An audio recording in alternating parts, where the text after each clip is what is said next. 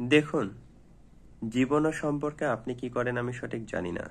তবে ব্যক্তিগত মতামত হচ্ছে, জীবনে সেই সকল মানুষগুলোকে সময় দিন, সেই সকল মানুষের সম্পর্কগুলোকে গুরুত্ব দিন, যে সকল সম্পর্ক আপনাকে যে কোনোভাবে যে অবস্থানে আছেন সেই অবস্থান থেকে তুলনামূলক ভালো অবস্থানে নিয়ে যায়।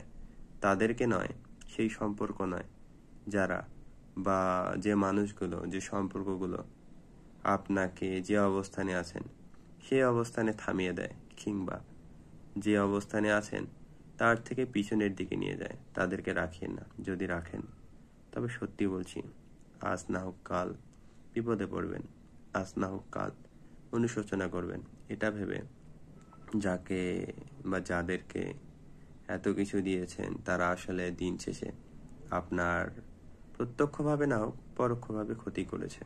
যদিও এই যে শিখলেন যে আপনি যাদেরকে সময় দিয়েছেন, গুরুত্ব দিয়েছেন, যে সকল মানুষকে, তারা আপনাকে আপনার অবস্থান থেকে ভালো অবস্থানে নিয়ে যাওয়ার বদলে খারাপ অবস্থানে নিয়ে গেছে, শিক্ষাটা ভালো।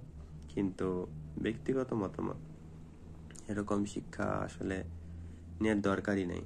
যদি সম্ভব হয়, যখনই বুঝবেন যে যে মানুষগুলোকে রেখেছেন, যে সম্পর্কে আছেন, সে সম্পর্ক আপনাকে ভালো বানাচ্ছে না, বরং যেখানে আছেন সেখানে থামিয়ে দিয়েছে অথবা পিছনের দিকে নিয়ে যাচ্ছে, সেই সকল সম্পর্ক যত তাড়াতাড়ি পারেন শেষ করিয়েন, দূরত্ব রাখেন।